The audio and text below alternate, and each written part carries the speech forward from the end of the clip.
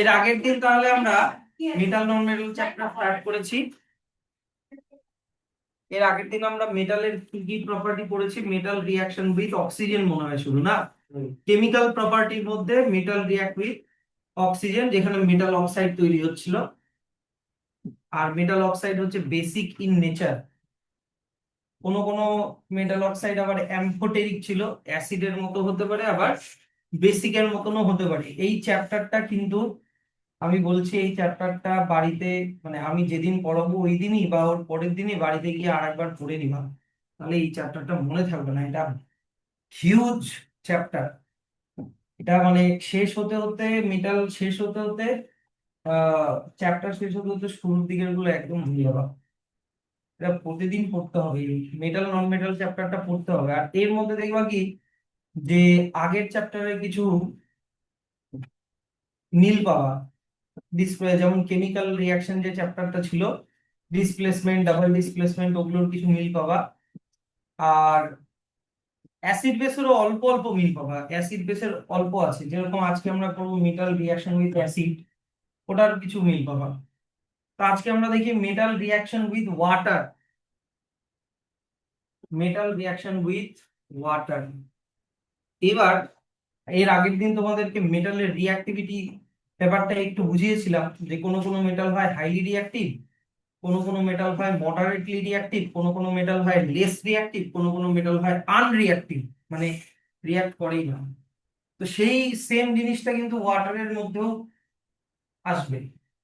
কোনো কোনো মেটাল হয় যারা কোল্ড ওয়াটারের সাথে রিঅ্যাক্ট করে, মানে কোনো এক্সট্রা তোমাকে হিট টিট কিছুই দিতে হবে না, মানে ওগুলো মেটাল খুবই রিঅ্যাক্টিভ। কোনো কোনো মেটাল হয় যারা হট ওয়াটারের সাথে রিঅ্যাক্ট করে, মানে একটু তোমাকে হিট এনার্জি দিতে হবে।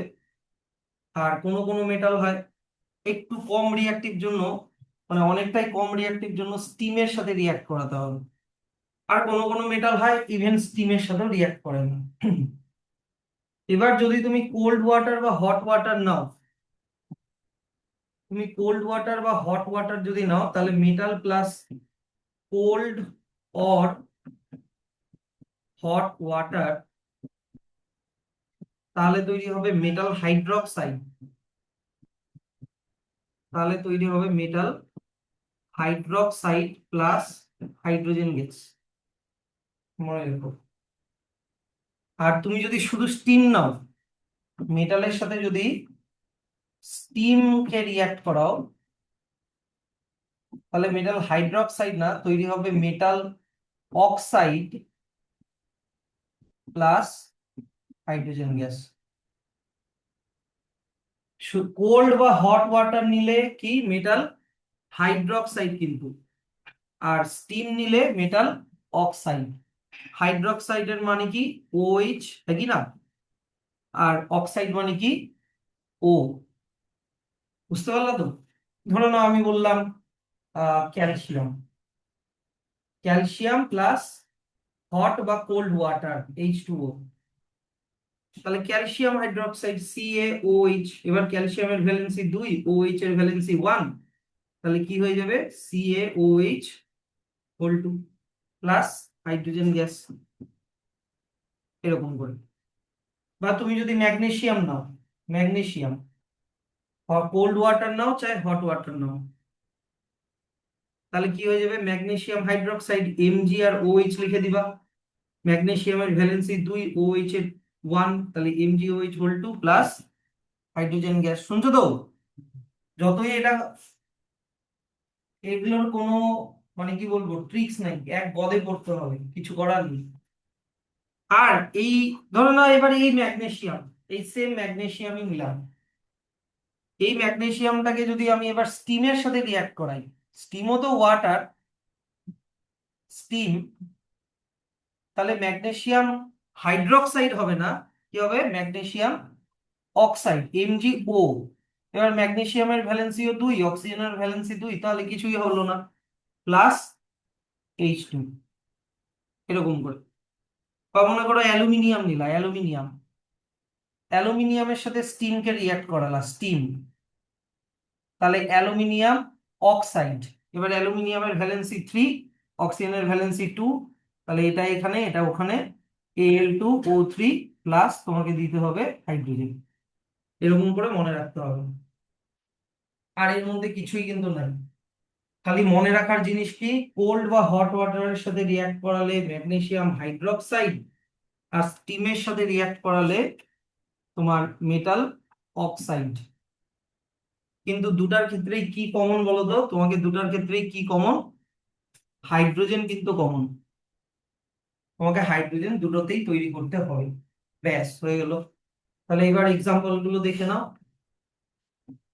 আগে এই যে দেখো, metal react with water to form metal hydroxide or metal oxide and hydrogen gas.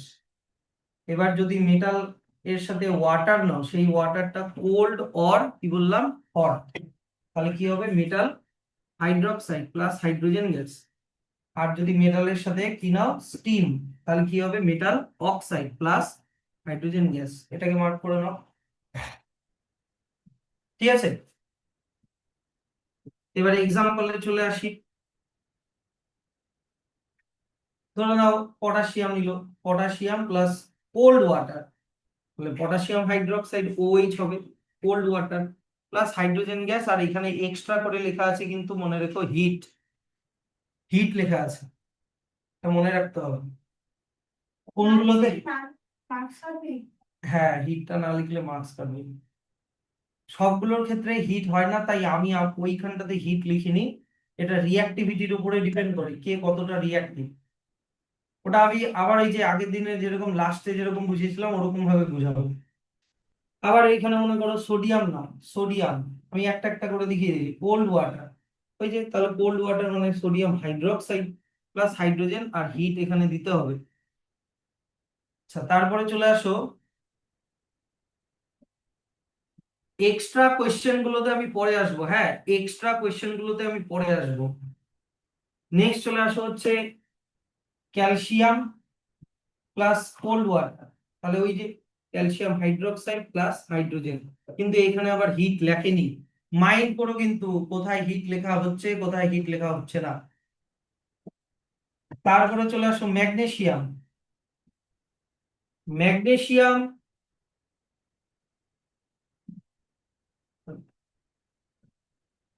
Magnesium কি লেখা আছে, magnesium does not react with cold water, তাহলে তোমাকে কি নিতে হবে, hot water, does not react with cold water লেখা আছে, মানে ম্যাগনেসিয়ামের ক্ষেত্রে তোমাকে কি নিতে হচ্ছে, হট ওয়াটার।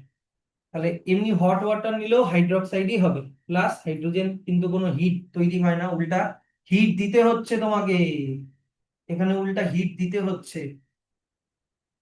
আচ্ছা, তারপরে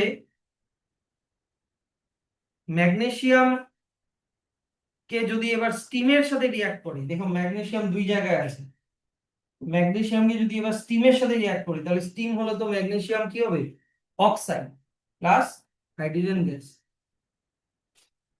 এইবার চলে আসো হচ্ছে aluminium zinc iron, aluminium zinc iron, এরা হট ওয়াটারের সাথেও রিয়াক্ট করে না, তাই এদের জন্য কি নিতে হবে, ওয়ান এন্ড অনলি স্টিম।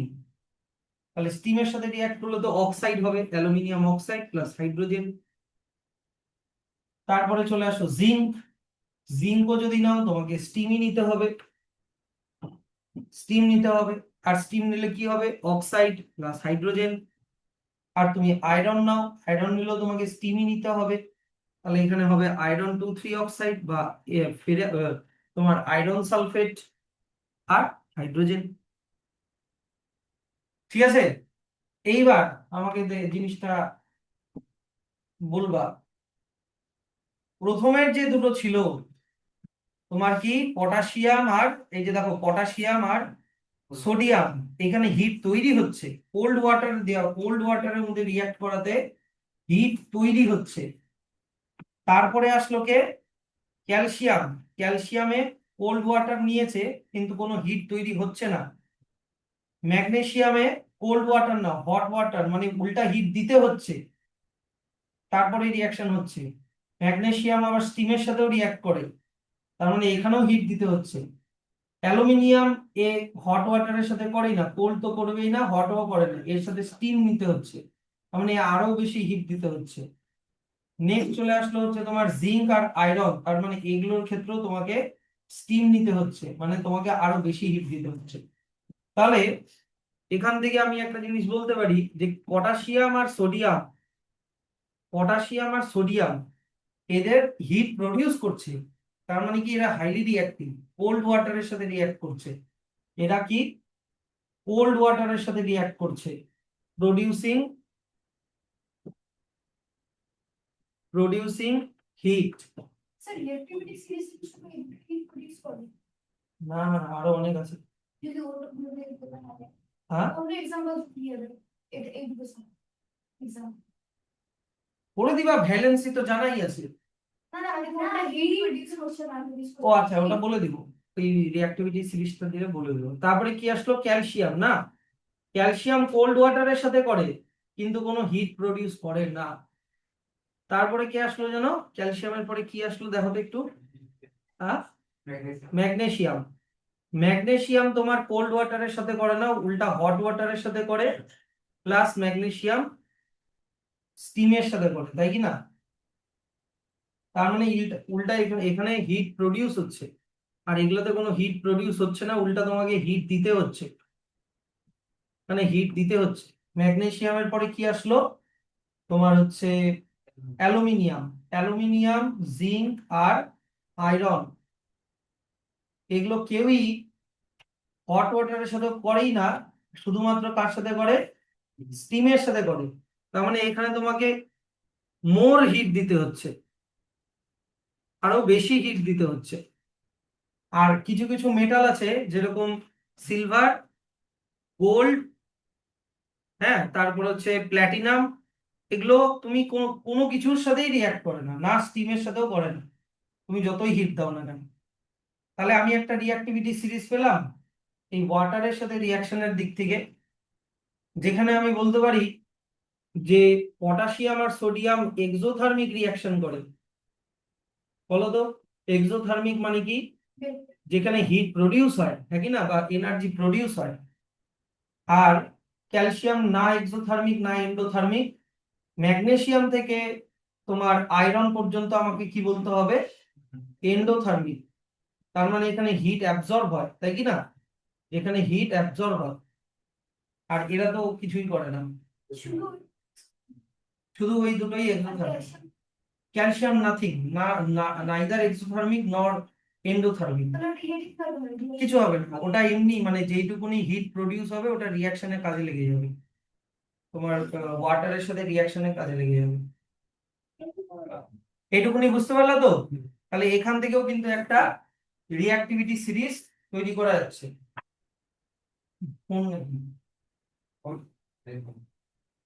এদিকে দেখো, এইবার চলে আসো এক্সট্রা কোয়েশ্চেন। এখানে আর কিন্তু বোঝানোর কিছু থাকলে বলো, আর কিছু কোনো কিছু বোঝানোর থাকলে বলো। এখানে এখানে খালি ধ্যান রাখবা, ম্যাগনেসিয়ামটার ক্ষেত্রে একটু ধ্যান রেখো। ম্যাগনেসিয়াম হট ওয়াটারের সাথেও করে, আর ম্যাগনেসিয়াম দেখো স্টিমের সাথেও করে। স্যার একবার দেখাও না এক্সপ্লেইন প্রথম দুটা। টিম আর গোল্ড দেখি হুম, বুঝলি না না প্রথম দুটা যারা হিট প্রডিউস করছে তারা এক্সোথার্মিক। এটা কিছু না, ওগুলো কিছুই না, ওরা তো রিয়াক্টই করে না, আমরা এক্সো এন্ডো কি বলবো। নেক্সট এক্সট্রা কোয়েশ্চেনে চলে আসো। একটা এক্সট্রা কোয়েশ্চেন হচ্ছে,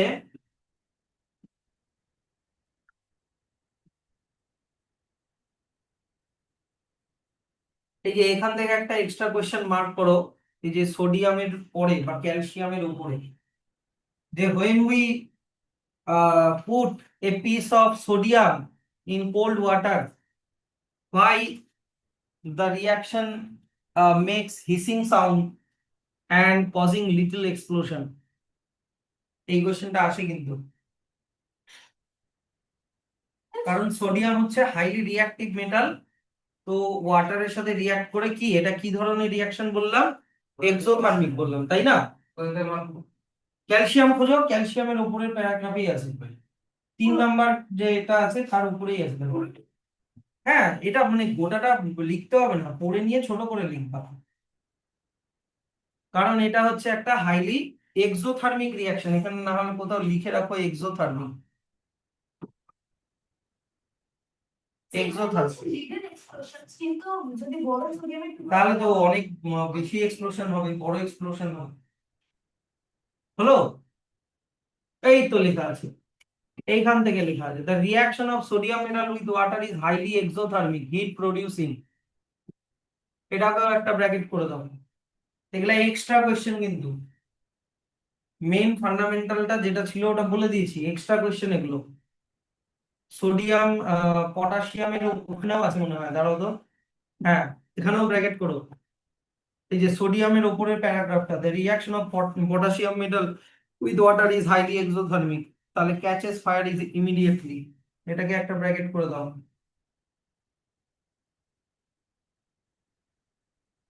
হলো, এইটা হলো, এটা হলো।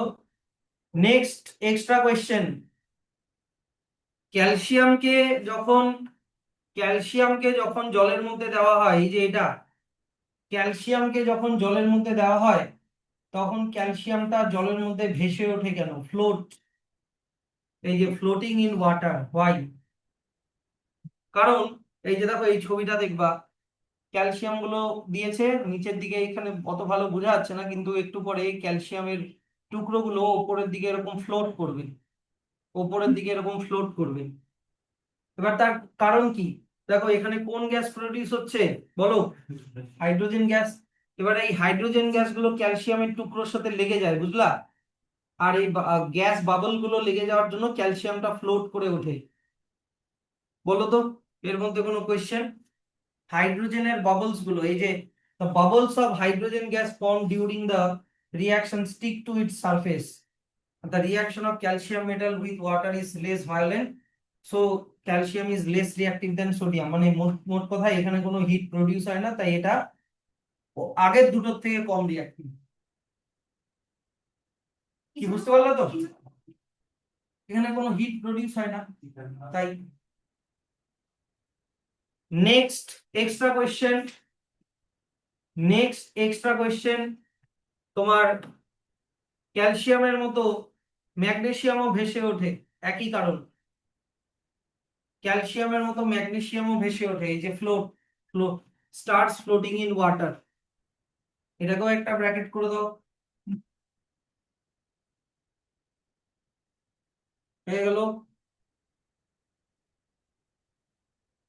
আচ্ছা, ম্যাগনেসিয়ামের জন্য হট ওয়াটার লাগে, তাহলে এটা ক্যালসিয়ামের থেকে আবার একটু কম রিঅ্যাক্টিভ। তারপরে যে হয়ে গেল অ্যালুমিনিয়াম, জিঙ্ক আর আয়রন, এগুলোর মধ্যে কোনো এক্সট্রা কোনো কোয়েশ্চেন নেই।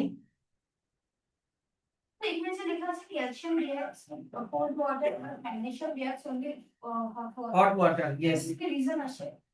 Because calcium is more reactive than magnesium, বা magnesium is less reactive than calcium, এটা লিখতে হবে। পারো তো? আচ্ছা, এইবার চলে আসো এই এক্সপেরিমেন্টটা, একদম ছবি তুলে কোয়েশ্চেনটা দেবে। তোমার এখানে কি নিতে হবে, একটা গ্লাস উল নিতে হবে, glass wool soaked in water. Glass wool কি তোমার, মানে ওটা না দেখালে কিভাবে বুঝবা? কটন নিলে হবে না, কটন অত ভালো অ্যাবজর্ব করে রাখতে পারে না।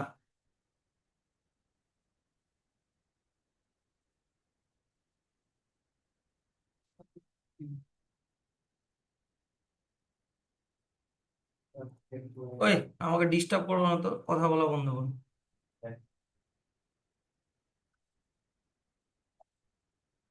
এগুলো দেখেছো কিনা জানি না, আর একটা ভালো ইমেজ ছিল, এই যে এই জিনিসটা, এগুলোকে গ্লাস উল বলে, বুঝলা? এগুলো মানে মানে কাঁচের জিনিস হয়, কিন্তু খুব সফট হয়, মানে কাঁচের কিন্তু মানে তুলোর মতো আর কি, কেমন ভাবে যে বানায় এটা, এটা গ্লাস উল বলে। এটা কি বলতো, মানে দারুণ ওয়াটারকে ধরে রাখতে পারে, অ্যাবজর্ব করে রাখতে পারে এই জিনিসগুলো। তো এখানে একটা গ্লাস উল নিলাম, তাও আবার কি জলের মধ্যে ভিজানো গ্লাস উল। আর এইখানে নিলা হচ্ছে একটা মেটালের টুকরা নিতে হবে, এই যে এই জায়গাটায় মেটালের অনেকগুলো গুঁড়ো নিতে হবে। সেটা তোমার ম্যাগনেসিয়াম হোক, অ্যালুমিনিয়াম হোক, জিঙ্ক হোক, আয়রন হোক, যা খুশি হোক, সোডিয়াম হোক, পটাশিয়াম হোক, যা খুশি হোক। আমার এখানে মেন উদ্দেশ্য হচ্ছে তুমি কোল্ড ওয়াটার নাও, হট ওয়াটার নাও, স্টিম নাও, কোন গ্যাস প্রডিউস হচ্ছিল বলো? Hydrogen gas. তো মেটালের সাথে ওয়াটারের রিয়াকশন হয়ে যে হাইড্রোজেন গ্যাস প্রডিউস হয় সেটারই এক্সপেরিমেন্ট, আর কিছু না। তাহলে তুমি এখানে একটা বার্নার দিয়ে এই গ্লাস মানে এইটাকে তুমি হিট করলা, তাহলে এখান থেকে কি বেরোবে? স্টিম বেরোবে, হ্যাঁ কি না? এখান থেকে স্টিম বেরোবে। এইবার এইবার দেখো এইখানে আছে মেটাল, তাহলে মেটালের সাথে স্টিমের রিয়াকশন হয়ে মেটাল অক্সাইড তৈরি হবে। আর কোন গ্যাস তৈরি হবে? Hydrogen gas. ওই হাইড্রোজেন গ্যাসগুলো এই পাইপটা দিয়ে বেরোবে, এই পাইপটা দিয়ে বেরোলো। এবার এই পাইপের মধ্যে রাখা আছে হচ্ছে তোমার ওয়াটার। এবার তাহলে হাইড্রোজেনের বাবল গুলো এখানে প্রডিউস হবে, হাইড্রোজেনের বাবল গুলো এইখানে স্টোর হতে থাকবে। এবার তোমাকে করতে হবে কি, এই গোটা সেটআপটাকে এরকম ভাবে সাবধানে এরকম ভাবে তুলে নিচের দিকে কিছু একটা ক্লোজ করে এরকম ভাবে তুলে এরকম উল্টে দিতে হবে। তাহলে উল্টে দিলে হাইড্রোজেন গ্যাসটা যেটা নিচে ছিল, এটা তো বেসটা, তো এটা নিচে ছিল, তাহলে এখন হাইড্রোজেন গ্যাসটা উপরে চলে আসবে। আর ওই হাইড্রোজেন গ্যাসের ওখানে কি বলো? হ্যাঁ, কোনো যদি একটা বার্নিং ইনসেন্স স্টিক্স যদি একটা বা ধূপকাঠি যদি একটা নিয়ে আসি, বা ছোট্ট একটা ম্যাচ স্টিক যদি নিয়ে আসি, তাহলে কি সাউন্ড হবে? পপ সাউন্ড হবে। তাহলেই বুঝে যাবো যে ওটা হচ্ছে হাইড্রোজেন গ্যাস। তাহলে এত অব্দি ব্র্যাকেট করে দাও, এই যে এই জায়গাটা অব্দি ব্র্যাকেট করে দাও, এক্সপেরিমেন্টটা শুরু যেখান থেকে ওখান থেকে, এক্সপেরিমেন্টটা যেখান থেকে শুরু ওখান থেকে এত অব্দি ব্র্যাকেট করে দাও। তোমার এই যে এখান থেকে a lump of glass will soaked, এখান থেকে পারবা তো এই এক্সপেরিমেন্টটা? এমন কিন্তু কোনো কিন্তু, কারণ এরকম সেটআপ পরীক্ষার সময় অনেক সময় গন্ডগোল হয় কি, যে এরকম ধরনের সেটআপ অনেক এক্সপেরিমেন্টেই আছে। যেমন অ্যাসিড বেস রিঅ্যাকশনও ওখানে ওই চ্যাপ্টারও আছে, এরকম ধরনের সোপ সলিউশন এরকম ধরনের আছে, মানে প্রায় দেখতে একই রকম। কিন্তু তাহলে তোমাকে কোয়েশ্চেনটা ভালো করে পড়তে হবে। আচ্ছা, নেক্সট চলে আসো। তোমার হচ্ছে এই এই প্যারাগ্রাফটা একটু ভালো করে পড়বা। আমি যদিও এক্সপ্লেন করেই দিয়েছি, যে যতগুলো মেটাল আমরা নিলাম, তাই কি না, তার মধ্যে সব থেকে বেশি আহ দেখো, আচ্ছা এখানে সবগুলো মেটাল নেয়নি, এখানে নিয়েছে হচ্ছে তোমার ম্যাগনেসিয়াম, অ্যালুমিনিয়াম, জিঙ্ক, আয়রন, আর হচ্ছে ম্যাঙ্গানিজ। ম্যাঙ্গানিজ ইজ আচ্ছা, এর মধ্যে তোমার হচ্ছে দেখো ম্যাগনেসিয়াম তোমার হট ওয়াটারের সাথে করে, স্টিমের সাথেও করে, কিন্তু অ্যালুমিনিয়াম, জিঙ্ক আর আয়রন এরা কার সাথে করে? শুধুমাত্র স্টিমের সাথে করে, তাই কি না? তাহলে আমি এদেরকে রিঅ্যাক্টিভিটি সিরিজ অনুযায়ী অ্যারেঞ্জ করতে পারি, most reactive to less reactive, এত অবধি। ম্যাঙ্গানিজটা নাই, কিন্তু ম্যাঙ্গানিজের পাশে লেখা আছে ম্যাগনেসিয়াম, ওটা ম্যাগনেসিয়াম, এখানে ম্যাঙ্গানিজ না, সরি ম্যাগনেসিয়াম। ম্যাগনেসিয়াম তো সব থেকে, এই পাঁচটার মধ্যে ম্যাগনেসিয়াম সব থেকে বেশি রিঅ্যাক্টিভ। কেন? কারণ ম্যাগনেসিয়াম কোন ধরনের ওয়াটারের সাথে রিঅ্যাক্ট করে? তোমার হট ওয়াটারের সাথে করে, বাকিগুলো করতে হলে তোমাকে কি লাগবে? স্টিম, সেই জন্য। তাহলে এটা অলরেডি এক্সপ্লেন করা হয়ে গেছে, এই প্যারাগ্রাফটা একটা ব্র্যাকেট করে দাও, কথা বলবো না। এইবার ধরে নাও আমি বলছি ম্যাগনেসিয়াম রিঅ্যাকশন উইথ ওয়াটার, তাহলে সেটা তো আমরা হট ওয়াটার নিচ্ছি বা স্টিম নিচ্ছি, হট ওয়াটারই ধরে চলো। তাহলে হট ওয়াটার নিলে ম্যাগনেসিয়াম হাইড্রোক্সাইড MgOH, তাই তো, প্লাস হাইড্রোজেন গ্যাস, এবার এই আমি কিন্তু ডিস্ট্রাক্ট হই, তোমাদের প্লেজারটা আমার ম্যাটার করে না। এই প্যারাগ্রাফে তোমাকে এক্সপ্লেন করা আছে যে কিভাবে হাইড্রোজেন গ্যাস তৈরি হচ্ছে। তাহলে ম্যাগনেসিয়াম এদিকে যখনই তোমার এখানে রিয়াকশনটা হবে, এখানে H plus OH minus hydrogen, hydrogen ion আর হাইড্রক্সিল আয়ন প্রডিউস হবে। আর এখানে কি হবে বলতো? মেটাল মেটাল ইলেকট্রন ছাড়ে, তাই কি না? ম্যাগনেসিয়ামের ভ্যালেন্সি কত? 2, তাহলে দুটা ইলেকট্রন ছাড়বে। তাহলে দুটা ইলেকট্রন ছেড়ে দিলে ম্যাগনেসিয়ামটা 2 পজিটিভ চার্জ হয়ে যাবে, ইয়েস অর নো? তাহলে এটা তৈরি হলো না। এখানে আমাকে দুটা ওয়াটার নিতে হবে, এখানে দুটা ওয়াটার নিতে হবে, নাহলে একটা ওয়াটার নিলে হবে না। তাহলে চারটা, সরি চারটা না তো, এখানে দুটা হাইড্রোজেন আয়ন প্রডিউস হবে আর এখানে দুটা OH মাইনাস আয়ন প্রডিউস হবে। কি কোনটা? যখন এটা রিয়াকশন করবে H2O ব্রেকস হয়ে H প্লাস OH মাইনাস তৈরি হলো, ঠিক আছে। ম্যাগনেসিয়াম ও দুটা ইলেকট্রন ছেড়ে দেয়, যে ম্যাগনেসিয়াম কি একটা মেটাল কি না? মেটাল তো পজিটিভলি চার্জ হয়, ইয়েস অর নো? তাহলে পজিটিভলি চার্জ কিভাবে হয়? ইলেকট্রন ছেড়ে দিয়ে হয়। ম্যাগনেসিয়ামের ভ্যালেন্সি কত? 2, তাহলে ও দুটা ইলেকট্রন ছাড়লো, তাহলে ও দুটা পজিটিভ চার্জ গেইন করবে, তাই না? এবার ম্যাগনেসিয়াম মানে পজিটিভটা, এই যে দেখো magnesium positively charge, OH negatively charge, তাহলে পজিটিভ নেগেটিভ লেগে ম্যাগনেসিয়াম হাইড্রোক্সাইড, বুঝলা? এখানে Mg আর OH কটা, OH কটা এখানে কত লিখেছি? 2, তাহলে OH হোল 2 হলো। আর দুটা হাইড্রোজেন, দুটা হাইড্রোজেন যদি দুটা ইলেকট্রনকে গেইন করে তাহলে হাইড্রোজেন গ্যাস হবে। কি বুঝতে পারলা? এইটা হচ্ছে কিভাবে মেটালের সাথে তোমার ওয়াটারের রিয়াকশন হয়, কিভাবে হাইড্রোজেন গ্যাস তৈরি হয় সেটার এক্সপ্লেনেশন। হ্যাঁ, এই তো H প্লাস OH মাইনাস করা আছে তো। আর মেটাল কি ছাড়ে বললাম? মেটাল হচ্ছে তোমার হয়ে যায় পজিটিভলি চার্জ আর ইলেকট্রন ছাড়ে, ওই ইলেকট্রনটা নিয়ে নেয়, এই যে গিভ ইলেকট্রন, এই তো দেখো লেখা আছে সব। মেটাল ইলেকট্রন ছাড়ে, তাহলে হাইড্রোজেন ইলেকট্রনটা নিয়ে হাইড্রোজেন গ্যাস হয়ে যায়। তাহলে দুটা হাইড্রোজেন, দুটা প্লাস আর এখানে দুটা মাইনাস, ওভারঅল চার্জ 0 হয়ে গেল, তাই কি না? Overall charge 0। আর তাহলে দুটা হাইড্রোজেনকে আমি কিভাবে লিখবো? H2, hydrogen gas. কি বুঝলা তো? এখান থেকে কোনো কোয়েশ্চেন থাকলে বলো। আর এটা এখন তুমি, আমি ম্যাগনেসিয়াম দিয়ে বললাম, এখানে কপার দিয়ে বলা আছে, ব্যাপার একই। নেক্সট, এবার চলে আসা হচ্ছে reaction of metal with dilute acid. Reaction of metal with dilute acid, এটা যদি আমাকে আবার এক্সপ্লেন করতে হয় তাহলে এর থেকে লজ্জার কোনো বিষয় নেই, কারণ এইটা হচ্ছে তোমার, এই যে দেখো অ্যাসিড বেস চ্যাপ্টারে অলরেডি হয়ে গেছে মেটাল রিয়াকশন উইথ অ্যাসিড। কি তৈরি করবে? একটা সল্ট আর হাইড্রোজেন গ্যাস, অলরেডি হয়ে গেছে অ্যাসিড বেস চ্যাপ্টারে, অ্যাসিড পার্টটাতে হয়ে গেছে। যে যে মেটালটা যদি অ্যাসিডের মধ্যে কি থাকে, হাইড্রোজেন গ্যাস থেকে, ধরো এখান থেকে না তো এখান থেকে বুঝাই, আর না আয়রন অ্যাম্ফোটেরিক না, অ্যালুমিনিয়াম আর হচ্ছে মনে হয় ইয়ে জিঙ্ক।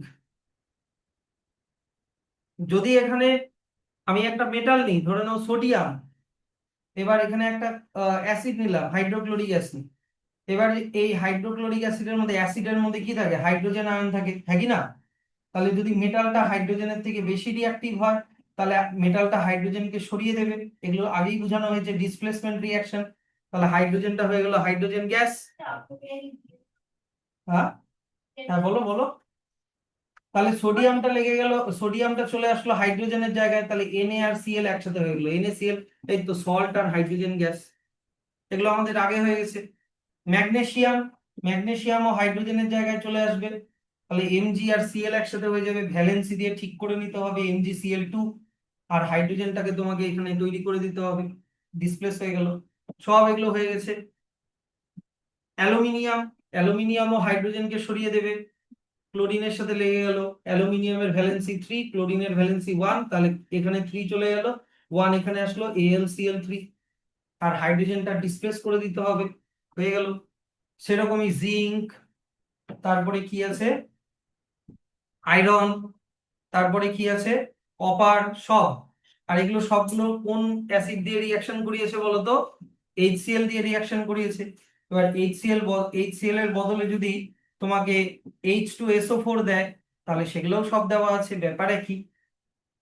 যদি H2SO4 দিয়ে দেয় সেগুলোও দেওয়া আছে, যদি যেটা অ্যাসিড বেস দুটোর মতনই বিহেভ করে। এই তো সোডিয়াম হাইড্রোজেনকে সরিয়ে দেবে, তাহলে সোডিয়ামটা SO4 এর সাথে লেগে গেল, NaSO4। এবার সোডিয়ামের ভ্যালেন্সি 1, SO4 এর ভ্যালেন্সি 2, তাহলে 2 চলে গেল এখানে, 1 তো যাওয়ার যাওয়ার কোনো দরকার নেই, তাহলে হয়ে গেল Na2SO4। আর এইদিকে হাইড্রোজেনটাকে তোমাকে সরিয়ে দিতে হবে, এই তো। সেরকমই ম্যাগনেসিয়াম প্লাস H2SO4, ম্যাগনেসিয়াম চলে আসলো, হাইড্রোজেনকে সরিয়ে দিল, হাইড্রোজেন ওখানে লাস্টে লিখে দিলাম, Mg আর SO4 লিখে দিলাম। ম্যাগনেসিয়ামেরও ভ্যালেন্সি 2, SO4 এরও ভ্যালেন্সি 2, তাহলে কাটাকাটি হয়ে গেল, তাহলে কিছুই দিতে হলো না, এরকম করে ভ্যালেন্সি দিয়ে তৈরি করে দিতে হবে। বলো, এখান থেকে কোনো কোয়েশ্চেন থাকলে বলো। এবার এইখানে লাস্টেরটাতে মাইন্ড করো, কপার, কপারের সাথে অ্যাসিডের রিয়াকশন কি লেখা আছে, হচ্ছে না কেন? রিঅ্যাক্টিভিটি সিরিজটা খোলো, রিঅ্যাক্টিভিটি সিরিজটা দেখো, রিঅ্যাক্টিভিটি সিরিজের কপারের পজিশন দেখো, রিঅ্যাক্টিভিটি সিরিজের কপারের পজিশন দেখো, হাইড্রোজেনের উপরে না নিচে? নিচে, তাহলে কপার কি হাইড্রোজেনকে সরাতে পারবে? পারবে না, তাই ওখানে কিন্তু নো রিয়াকশন লেখা আছে। স্যার কোনো কন্ডিশনেই কি কপার দিয়ে হাইড্রোজেনকে মানে করানো যায় না? করানো যায়, তো অনেক হিট ফিট দিতে হবে, এক্সট্রা এনার্জি প্রডিউস করতে হবে, মানে দিতে হবে। এবার তাহলে অ্যাসিডের সাথে রিয়াকশন হয়ে গেল, আমরা কি দেখলাম, সল্ট আর হাইড্রোজেন গ্যাস তৈরি হবে, এটা অলরেডি আমাদের অ্যাসিড বেস রিয়াকশন মানে ওই চ্যাপ্টারে হয়ে গেছে। এখান থেকে কোনো এক্সট্রা কোয়েশ্চেন আছে কিনা দেখি।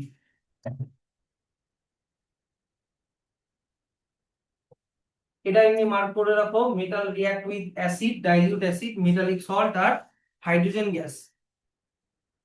1 নম্বর হয়ে গেল, 2 নম্বর, এখানে 3 নম্বর, 4,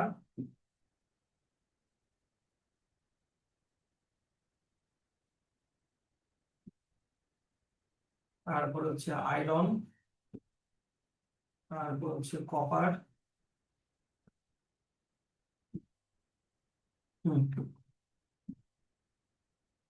এবার এই প্যারাগ্রাফটা একটা ব্র্যাকেট করে দাও, এই প্যারাগ্রাফটা একটা ব্র্যাকেট করে দাও, অ্যাসিডের পয়েন্ট অফ ভিউ থেকে রিঅ্যাক্টিভিটি, অ্যাসিডের পয়েন্ট অফ ভিউ থেকে রিঅ্যাক্টিভিটি।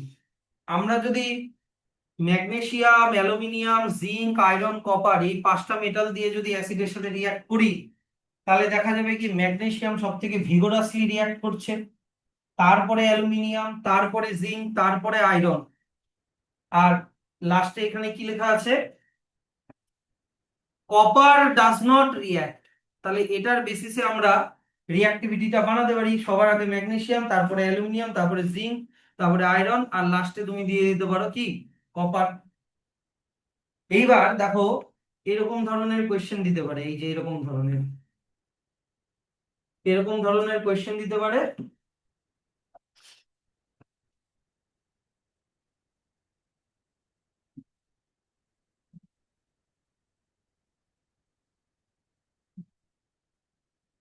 এই যে এরকম ধরনের, এরকম বাবলস এর ছবিগুলো দেখে তোমাকে এখানে বলতে হবে যে ম্যাগনেসিয়াম, তারপরে কি আয়রন, তারপরে হচ্ছে জিঙ্ক, ম্যাগনেসিয়াম, তারপরে মনে হয় অ্যালুমিনিয়াম ছিল না? দাঁড়াও তো, সবার ম্যাগনেসিয়ামের পরে কি ছিল গো? হ্যাঁ, না না না, ম্যাগনেসিয়ামের পরে কি ছিল? অ্যালুমিনিয়াম, তারপরে কি আছে? জিঙ্ক, তারপরে কপার, সরি আয়রন, তারপরে কপার। তো তোমাকে বললো 5টা মেটাল দেওয়া আছে, ছবি দেখে বলো এ কোন মেটাল হবে, বি কোন মেটাল হবে, সি কোন মেটাল হবে, ডি কোন মেটাল হবে, ই কোন মেটাল হবে, আইডেন্টিফাই করতে বলবো। তাহলে এখানে সব থেকে এই বাবল গুলো কিসের বাবল বলো তো? বলো, মেটালের সাথে অ্যাসিডের রিয়াকশন হয়ে কোন গ্যাস প্রডিউস হয়? তাহলে এই বাবল গুলো হচ্ছে হাইড্রোজেন গ্যাস। তাহলে সব থেকে বেশি ফিজিং মানে কি বাবলস তৈরি হওয়া, সেটা ভিগোরাসলি কোনটার ক্ষেত্রে হচ্ছে, এ নাম্বার। তাহলে এ নাম্বার হয়ে যাবে ম্যাগনেসিয়াম, তারপরে হবে তোমার অ্যালুমিনিয়াম, তারপরে হবে জিঙ্ক, তারপরে হবে আয়রন, আর কোনটাতে একদম ফিজিং মানে বাবল তৈরি হয়নি, তোমার হচ্ছে কপার। সেটার কারণ জিজ্ঞাসা করলো, আর একটা কোশ্চেন জুড়ে দেবো যে why there is no bubble in setup E, because copper is less reactive than hydrogen, তাই কি না? কপার প্লাস HCl, এই যে HCl অ্যাসিড নেওয়া হয়েছে, তাহলে কপার এখানে হাইড্রোজেনকে কি ডিসপ্লেস করতে পারবে? পারবে না, because copper is less reactive than hydrogen, that's why there is no bubbles in setup E। এরকম ধরনের কোশ্চেন কি, হুম, হ্যাঁ রিঅ্যাকশনই হবে না। তাহলে এটা হয়ে গেল, এই ধরনের কোয়েশ্চেন গুলো দেবে।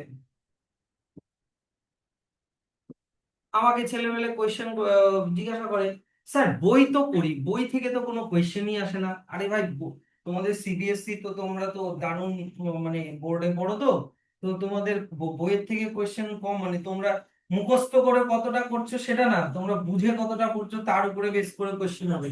ও কালকে ক্লাস 9 এর, নারায়ণা ক্লাস 9 এর হচ্ছে পিরিয়ডিক 1 টেস্ট হলো। পরীক্ষা টরীক্ষা দিয়ে ছেলেবেলে কান্নাকাটি শুরু, হ্যাঁ সবাই কান্নাকাটি, স্যার পরীক্ষা খারাপ হয়েছে একদম, মানে ভালো ভালো যে ফার্স্ট হয়েছে সেও কাঁদছে, 8 থেকে 9 ফার্স্ট হয়েছে ও কাঁদছে, এতই টাফ কোশ্চেন মানে এত টাফ কোয়েশ্চেন বানিয়েছে, সিরিয়াসলি কোশ্চেন কি দেখেছি এত টাফ কোয়েশ্চেন বানিয়েছে। কিরকম কোয়েশ্চেন বানিয়েছে, যদিও তোমাদেরকে মানে ওই ধরনের কোয়েশ্চেন গুলো গ্রাফ টাফ দিয়ে আমি দেই কেমিস্ট্রিতে, এরকম একটা গ্রাফ দিয়েছে, এরকম একটা গ্রাফ দিয়েছে, এই গ্রাফটাতে এরকম দেওয়া আছে, কে বানাইছে এরকম। আমাদের আসছে মানে হ্যাঁ হ্যাঁ হ্যাঁ হ্যাঁ, ওই কোয়েশ্চেনটা। কে বানাইছিল তুমি না না আমি না, ওরা তো ওরা কলকাতা থেকে আসে। এখানে এখানে হচ্ছে মনে করো এখানে দেওয়া আছে টাইম, এখানে টাইম ঠিক আছে, এখানে 0 ডিগ্রি সেলসিয়াস, এখানে দেওয়া আছে 115 ডিগ্রি সেলসিয়াস, ঠিক আছে। এবার এইখানে দেওয়া আছে হচ্ছে এ, হ্যাঁ এইখানে দেওয়া আছে এ ড্যাশ, এইখানে দেওয়া আছে বি, এখানে দেওয়া আছে সি, হ্যাঁ এইখানে দেওয়া আছে সি ড্যাশ, এখানে দেওয়া আছে ডি, এখানে দেওয়া আছে ডি ড্যাশ, এখানে দেওয়া আছে ই, এরকম। এবার কি বলেছে যে এটা এটা কিসের গ্রাফ, এটা দিয়েছে হচ্ছে তোমার ইয়ের গ্রাফ, তোমার ওয়্যাক্স এর গ্রাফ। এবার কোশ্চেনটা কি, বি থেকে সি কি কোন স্টেটে থাকবে, ডি থেকে ই কোন স্টেটে থাকবে, তাই না। যে এখানে তো কি এটা হচ্ছে প্রথমে তোমার এ ড্যাশে যেটা আছে, এখানে ওয়্যাক্সটা মেল্ট হচ্ছে, তাই কি না, এ তে ছিল সলিড, এ তে ছিল সলিড, বি তে ওটা কি হয়ে যাবে, লিকুইড, তাই কি না। এবার বি থেকে সি, বি থেকে সি ড্যাশ যেটা যাচ্ছে, ওখানে দেখো একই স্টেটে আছে, তার মানে স্টেট, মানে সরি হিট, এখানে তো টেম্পারেচার একই আছে, টেম্পারেচার চেঞ্জ হচ্ছে না কিন্তু স্টেট চেঞ্জ হচ্ছে, তার মানে কি এটা ল্যাটেন্ট হিট, নাকি না, এটা হচ্ছে ল্যাটেন্ট হিট। এইখানে এইটাও কিন্তু ল্যাটেন্ট হিট, এইটা দিয়ে কোশ্চেন দিয়েছে, ওরা ধরতেই পারেনি, কান্নাকাটি শুরু। কি করতে হ্যাঁ ফেল, পারেনি।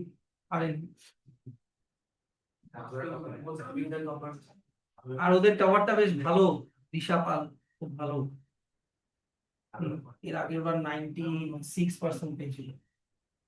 নারায়ণের কোশ্চেন খুব কঠিন হয়। সিবিএসসি কি ওরকম হবে তোমাদের বোর্ড এক্সাম কোশ্চেন হার্ড হবে, তার মধ্যে 2 বার পরীক্ষা হচ্ছে না, আরো হার্ড করবে, 2 বার পরীক্ষা হচ্ছে না, আরো হার্ড হবে, স্যার আমরা 2 বার পরীক্ষা হচ্ছে তোমাদের। আমরা কি করব আমরা তো আমাদের কি হয়ে যায় ওদেরকে বলবেন স্যার আপনাদের সাথে যত ছোট তোমাদের কোশ্চেন প্যাটার্নই পাল্টে যাবে, আমি বলে দিলাম।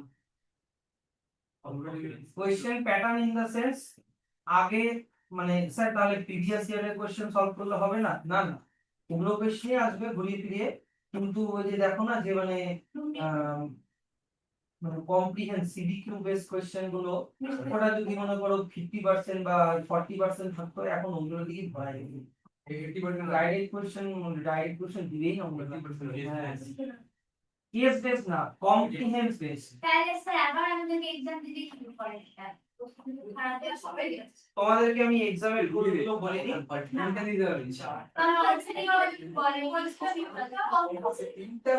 এক্সামের রুল হচ্ছে, তুমি ফার্স্ট এক্সামে অ্যাপিয়ার হলেই তুমি সেকেন্ড এক্সাম দিতে পারবা, মানে ফার্স্ট এক্সাম কম্পালসরি, আর সেকেন্ড এক্সামটা তুমি হাইয়েস্ট 3টা এক্সাম দিতে পারবা, 3টার বেশি না। সে মনে করো তোমার এসএসটি সায়েন্স আর ইংলিশ তোমার ফার্স্ট এক্সামের রেজাল্ট খারাপ হলো, তাহলে তার সাথে মনে করো বেঙ্গলিও হলো, কিন্তু তুমি 4টা না, তুমি যে কোনো 3টাতে বসতে পারবে, একটাও দিতে পারবা, 1টা থেকে 3টা দিতে পারবা, বেশি না, ঠিক আছে। কিন্তু ওই সাবজেক্টের যদি তুমি প্রথমে এক্সামে অ্যাপিয়ার না করো তাহলে কোনোটাই মানে দিতে পারবে না, যেটা বেশ সেই সেই মার্কসটাই পাবে। এবার 2টা মার্কশিট পাবে, একটা পাবা প্রভিশনাল মার্কশিট প্রথম এক্সামের পরে, ওটা দিয়ে ক্লাস 11 এ ভর্তি হতে পারবা, আর তারপরে পাবা হচ্ছে ফাইনাল মার্কশিট সেকেন্ড এক্সামটার পরে। এবার তোমার হচ্ছে প্রথম এক্সামটা হবে মার্চে, না, ফেব্রুয়ারি মাঝখানে, ফেব্রুয়ারি মার্চ, আর সেকেন্ড এক্সামটা হবে এপ্রিল। স্যার ধরো মুভমেন্টস এর কেউ একটা সাবজেক্ট ফেল করে নেন, তাও সেকেন্ড এক্সাম দিতে পারবে। জিনিসটা কম্পার্টমেন্ট হয়ে গেল। হ্যাঁ, সেকেন্ড এক্সামেও যদি ফেল করে তাহলে কম্পার্টমেন্ট জানুয়ারি, ফেব্রুয়ারি কেন বলো। ফার্স্ট এক্সামে কম্পার্টমেন্ট মার্কসের জন্য একটু স্ট্যান্ডার্ড হচ্ছে না, পরের বার এক পেয়ে যাবে। তাহলে বেটার ইয়ে করতে দাও, রিভিউ করতে দাও। হতেই পারে তাহলে একসময় সবাই আচ্ছা নাও, এবার চলে আসো এদিকে। Metal, how metal displaces hydrogen from dilute acid, এই প্যারাটা এখান থেকে তোমার এত অব্দি ব্র্যাকেট করে দাও। এটা মানে গোটাটা মুখস্থ করতে হবে না, ছোট করে পড়তে হবে। ধরে নাও আমি বলছি হচ্ছে তোমার sodium, sodium plus HCl, sodium plus HCl, কিভাবে সোডিয়ামটা হাইড্রোজেনকে ডিসপ্লেস করছে। তাহলে যখন এটা রিঅ্যাকশন করবে HCl তোমার ব্রেক হয়ে যাবে, কি হয়ে যাবে, H প্লাস Cl মাইনাস, সোডিয়ামও ব্রেক হয়ে যাবে, সোডিয়াম হয়ে যাবে, সোডিয়াম যদি কয়টা ইলেকট্রন ছাড়বে বলো, সোডিয়ামের ভ্যালেন্সি কত, 1, তাহলে একটা ইলেকট্রন ছাড়বে, একটা ইলেকট্রন ছাড়লে সোডিয়াম একটা পজিটিভ চার্জ হয়ে যাবে। তাহলে এই সোডিয়াম পজিটিভ, ক্লোরিন নেগেটিভ, তাহলে পজিটিভ নেগেটিভ একসাথে লেগে যাবে, হয়ে যাবে কি Na আর Cl মিলে হয়ে গেল NaCl, তাই তো। আর এইখানে হাইড্রোজেন আর ইলেকট্রন হয়ে যাবে, একটা পজিটিভ একটা নেগেটিভ, ওভারঅল চার্জ 0 হয়ে যাবে, তাহলে এটা হয়ে গেল হাইড্রোজেন। কিন্তু আমাকে বানাতে হবে হাইড্রোজেন গ্যাস, হাইড্রোজেন গ্যাস তো আর H হয় না, কি হয়, H2 হয়। তার মানে এখন তোমাকে ব্যালেন্সিং করতে হবে, এখানে 2 নিতে হবে, তাহলে এখানে দুটা হাইড্রোজেন আয়ন তৈরি হবে, দুটা ক্লোরিন তৈরি হবে, তাহলে তোমাকে সোডিয়ামও দুটা বানাতে হবে, সোডিয়াম এখানে দুটা তৈরি হবে, এখানে দুটা ইলেকট্রন, তাহলে এখানে এইটা হবে তোমার ব্যালেন্সড কেমিক্যাল রিঅ্যাকশন। সবগুলো 2 2 করে করে দিতে হবে। তাহলে এইরকম ভাবে কি সোডিয়াম কিভাবে তোমার হাইড্রোজেনকে ডিসপ্লেস করলো, বাই ডোনেটিং 1 ইলেকট্রন। সোডিয়াম হাইড্রোজেনকে একটা ইলেকট্রন দিয়ে হাইড্রোজেনটাকে অ্যাটম করে দিল, বা হাইড্রোজেনের একটা মলিকিউল বানিয়ে দিল। এইভাবে হাইড্রোজেনটা এখানে ডিসপ্লেস হয়ে যায়। এই যে সব লেখা আছে, ইলেকট্রন ফিলেকট্রন সবই লেখা আছে। নেক্সট চলে আসো হচ্ছে সালফিউরিক অ্যাসিডের গুলো একই রকম, HCl এর বদলে খালি সালফিউরিক অ্যাসিড। তোমাকে এখানে Cl এর জায়গায় NaCl না লিখে NaSO4 লিখতে হবে, এই যা ভ্যালেন্সি ট্যালেন্সি ঠিকঠাক করে মাথায় রেখে করে দিতে হবে, তাহলেই হয়ে যাবে। আমি বারবার বলছি ভ্যালেন্সি ছাড়া কিন্তু কোনো গতি নেই। আমি এগুলোর কোনো কোনো ইয়ে হয় না, মানে এগুলো মুখস্থ করে তুমি চালাতে পারবে না সব সময়। আমি তো চার্ট পাঠিয়ে দিয়েছি, দেখো, দেখো পরে গ্রুপে। তোমাকে সোডিয়াম পারবা, ম্যাগনেসিয়াম পারবা, অ্যালুমিনিয়াম পারবা না। তুমি ওটাই পাঠিয়েছি। ওই তিনটা ভাগ আছে, একটা দুটো তিন।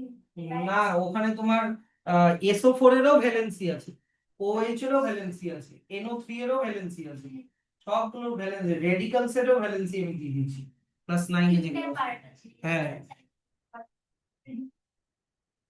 দেখো রেডিক্যাল মানে কি জানো না, তোমার হচ্ছে সোডিয়াম, সোডিয়াম তো একটা অ্যাটম না, ওটা Na+, কিন্তু OH কি একটা অ্যাটম, এখানে অক্সিজেনও আছে হাইড্রোজেনও আছে, এটা OH-, এটাকে বলে রেডিক্যাল, এগুলোকে NOH, SO4 এগুলোরও ভ্যালেন্সি দেওয়া আছে। আচ্ছা নাও নেক্সট চলে আসো, HCl পড়লাম, হাইড্রোক্লোরিক অ্যাসিড পড়লাম, এবার নাইট্রিক অ্যাসিড দিয়ে দেখে নিই। নাইট্রিক অ্যাসিড কি বললাম, ডাইলিউট নাইট্রিক অ্যাসিড। মুশকিলটা হচ্ছে কি, নাইট্রিক অ্যাসিডের সাথে যদি মেটাল রিঅ্যাকশন করাও, এখানে স্টার দিও, নাইট্রিক অ্যাসিডের সাথে যদি রিঅ্যাকশন করাও, এই যে আগের গুলোতে যেরকম হাইড্রোজেন গ্যাস তৈরি হচ্ছিল, এদিকে দেখবা আগের গুলোতে কি বললাম, যেরকম হাইড্রোজেন গ্যাস তৈরি হচ্ছিল, HCl নাও, H2SO4 নাও, নাইট্রিক অ্যাসিডের সাথে hydrogen gas is not evolved. Nitric অ্যাসিডের ক্ষেত্রে হাইড্রোজেন গ্যাস তৈরি হয় না। তার কারণ কি, নাইট্রিক অ্যাসিড হচ্ছে একটা খুবই স্ট্রং অ্যাসিড, আর ওটা একটা স্ট্রং, এইটা নিচে মার্ক করো, স্ট্রং অক্সিডাইজিং এজেন্ট। তো নাইট্রিক অ্যাসিডের সাথে মেটালের রিয়াক্ট করালে হাইড্রোজেন গ্যাস তৈরি হবে না, যে তা না, হাইড্রোজেন গ্যাস তৈরি হবে, but as soon as hydrogen gas is formed, the reaction between metal and dilute nitric acid, the nitric acid oxidizes the hydrogen into কি লেখা আছে, ওয়াটার। খুবই ইম্পর্টেন্ট, কিন্তু খুবই ইম্পর্টেন্ট এই জায়গাটা। তাহলে হাইড্রোজেনটা ওয়াটার হয়ে যাবে, আর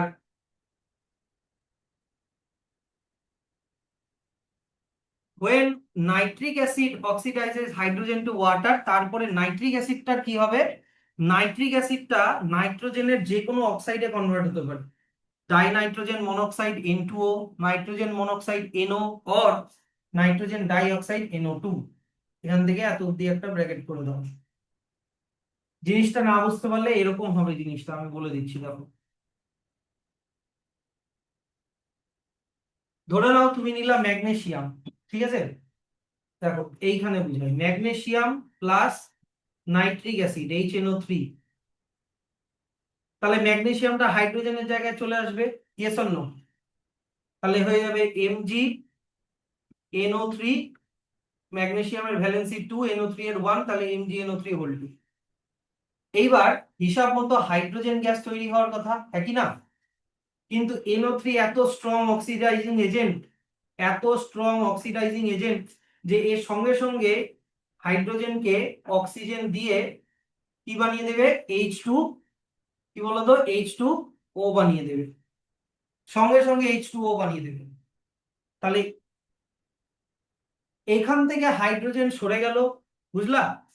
এখান থেকে মনে করো হাইড্রোজেনটা তো সরে গেল, আবার এখান থেকে মনে করো একটা অক্সিজেনও সরে গেল, ধরো না একটা অক্সিজেন এখান থেকে সরে গেল, তাহলে NO3 থেকে যদি একটা অক্সিজেন চলে যায়, তাহলে NO3টা কি হয়ে গেল, NO2 হয়ে গেল।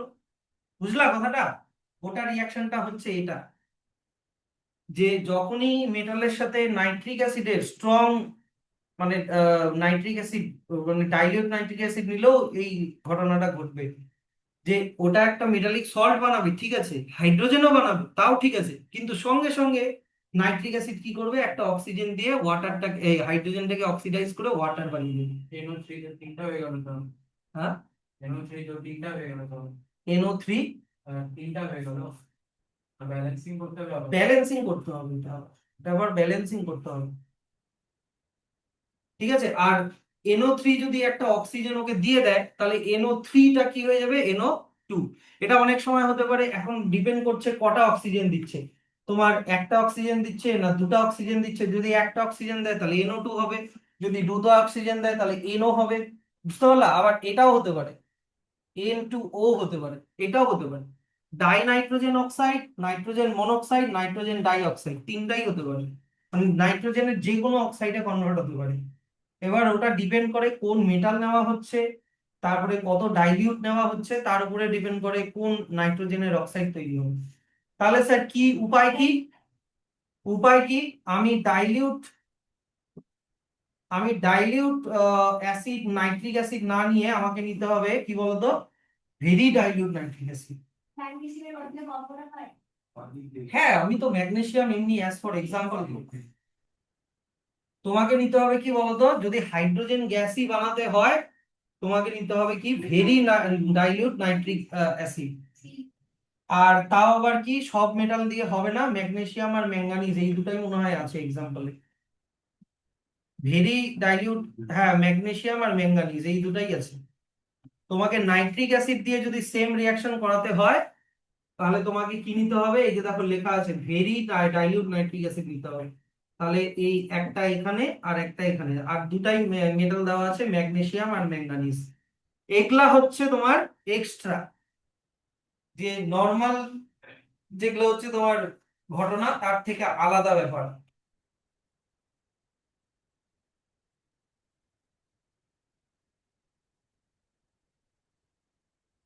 তাহলে আমরা মোটামুটি এই মেটাল গুলো মোটামুটি পড়লাম, অ্যাসিডের সাথে রিয়াকশন, ধরে নাও potassium, sodium, calcium, magnesium, aluminium, zinc, iron, এইদিকে মনে করো কপার, কপার তো করবে না, যাই হোক, এগুলো মোটামুটি করলাম। Sir what about mercury, silver and gold, এরা যেহেতু ভেরি ভেরি লেস রিয়াক্টিভ বা রিয়াক্টিভই না, লিস্ট রিয়াক্টিভ যেহেতু, এরা অ্যাসিডের সাথে রিয়াক্ট করবে না। তাহলে স্যার আমি করব স্যার, তাও আমি করব, কি করে করব আমাকে বলো, আমি অত শত জানি না, আমি এগুলাকে অ্যাসিডের সাথে রিয়াক্ট করাবো। দেখো এগুলোকে অ্যাসিড দিয়ে রিয়াক্ট করানো যাবে না, অ্যাসিডের মধ্যে গলানো যাবে। তাও আবার তুমি মনে করো HNO3 দিয়ে দিলা, গলবে না, মানে অ্যাসিডের মধ্যে ডিজলভ হবে না। তুমি HCl নিলা, তাও গলবে না। তোমাকে নিতে হবে হচ্ছে, তোমাকে দুটাই নিতে হবে। তোমাকে নাইট্রিক অ্যাসিডও নিতে হবে, কোথায় গেল? তোমাকে নাইট্রিক অ্যাসিডও নিতে হবে, প্লাস তোমাকে হাইড্রোক্লোরিক অ্যাসিডও নিতে হবে। তাও আবার কি তাদের কনসেন্ট্রেটেড ফর্ম, তাও আবার কি বললাম, তাদের কনসেন্ট্রেটেড ফর্ম নিতে হবে। আর সেটা নিতে হবে 1:3 রেশিওতে। মানে তোমাকে নাইট্রিক অ্যাসিড নিতে হবে 1 পার্ট, আর HCl নিতে হবে 3 পার্ট। তাহলে যে অ্যাসিডের সলিউশনটা বানালা, এটাকে বলে অ্যাকোয়ারিজিয়া। আর এই অ্যাকোয়ারিজিয়ার মধ্যে এই যে দেখো গোল্ড, প্ল্যাটিনাম, মানে যেগুলো একদম লিস্ট রিঅ্যাক্টিভ মেটাল, এদেরকে ডিসলভ করা যাবে। কি বুঝতে পারলাম? এই কোশ্চেনটা খুবই আসে, what is aqua regia? Aqua is a freshly prepared mixture of 1 part of concentrated nitric acid and 3 parts of concentrated hydrochloric acid. Bracket করে দাও। The ratio of concentrated HNO3 and concentrated HCl is 1:3. Aqua use কি? Aqua can dissolve even gold and platinum metal, যদিও এরা খুবই নন reactive. আবার এরকমও question করতে পারে যে, ধরে নাও বললো 40 ml অ্যাকোয়া রিজিয়ার মধ্যে কত ml HNO3, কত ml HCl, কত ml HNO3, কত ml HCl। তাহলে 40 কে যদি 1:3 রেশিওতে ভাগ করি, তাহলে কি হবে? 10 ml হয়ে গেল তোমার কি HNO3, আর 30 ml হয়ে গেল কি HCl। তাহলে 10:3 কত হয়? 10:30 কত হয়? 1:3। তাই কি না? এবার 40 ml না দিয়ে তোমাকে অন্য কিছু দিতে পারে, দেখালো ফ্র্যাকশনে আসলো তোমার রেজাল্ট, তেমনও হতে পারে। তাহলে স্যাম্পল প্রবলেম দেখো, between copper and sodium which metal is more reactive? Obviously sodium. এবার এক্সপ্লেন উইথ রিজন। এইবার হচ্ছে কেন সোডিয়াম বেশি রিঅ্যাক্টিভ? কারণ সোডিয়াম মোর রেডিলি ইলেকট্রন ছাড়তে পারে দেন কপার। সোডিয়াম বেশি তাড়াতাড়ি ইলেকট্রন ছাড়ে, কিন্তু এখানে অ্যান্সারটা দেওয়া আছে sodium vigorously react with cold water. কিন্তু কপার কি, কপার কোনো তোমার স্টিমের সাথে মনে হয়, হ্যাঁ স্টিমের সাথেও রিঅ্যাক্ট করে না, not react even with steam. এটা অ্যান্সার দেওয়া আছে, এটাও লিখতে পারো। সব থেকে বেটার হবে কে বেশি ইলেকট্রন ছাড়তে পারে। সোডিয়াম তাড়াতাড়ি ইলেকট্রন ছাড়তে পারে দেন কপার। প্লাস সোডিয়াম যদি আমি অ্যাসিডের সাথে রিঅ্যাক্ট করাই, তাহলে কে বেশি রিঅ্যাক্ট করবে? সোডিয়াম। আর copper does not react with dilute hydrochloric acid. এগুলো হচ্ছে অ্যান্সার। নেক্সট চলে আসো রিঅ্যাক্টিভিটি সিরিজ। বুঝাতে হবে রিঅ্যাক্টিভিটি সিরিজ হচ্ছে মেটালের এমন একটা সিরিজ যেটাতে আমরা উপর থেকে নিচে ইনক্রিজিং টু ডিক্রিজিং অর্ডারে মেটালের রিঅ্যাক্টিভিটি অনুযায়ী মেটালগুলোকে সাজানো আছে। তাহলে রিঅ্যাক্টিভিটি সিরিজের ডেফিনেশন জিন্দেগিতে আসবে না, আসে না এগুলা, মানে ওগুলা মানে হ্যাজায় তো, এগুলা ডাইরেক্ট কোশ্চেন দিবে তোরই, ডাইরেক্ট কোশ্চেন দিলে তো মুখস্থ করে এগুলো করে দেওয়া যায়, জিন্দেগিতে আসবে না, আজ পর্যন্ত দেখিনি। যাই হোক, তাও পড়ে রাখবা, the arrangement of metal in a vertical column in order of decreasing reactivities is called reactivity series of metal. Sir মেটালের রিঅ্যাক্টিভিটি সিরিজ আছে, নন মেটালের কি রিঅ্যাক্টিভিটি সিরিজ হয়? হয়। ওটা তোমাদের লাস্ট চ্যাপ্টারটা যদি থাকতো পিরিয়ডিক টেবিল, তাহলে তোমাদেরকে পড়তে হতো, কিন্তু পড়তে হবে না।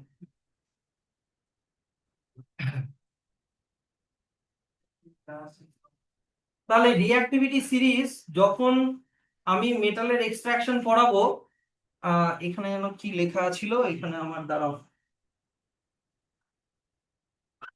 হ্যাঁ এই জায়গাটাতে তোমরা না অ্যালুমিনিয়াম আর জিঙ্কের মাঝখানে ম্যাঙ্গানিজ ঢোকাও, ম্যাঙ্গানিজটা এখানে বাদ হয়ে গেছে। ও আছে এটা অ্যালুমিনিয়াম আর জিঙ্কের মাঝখানে এখানে manganese ঢুকাও।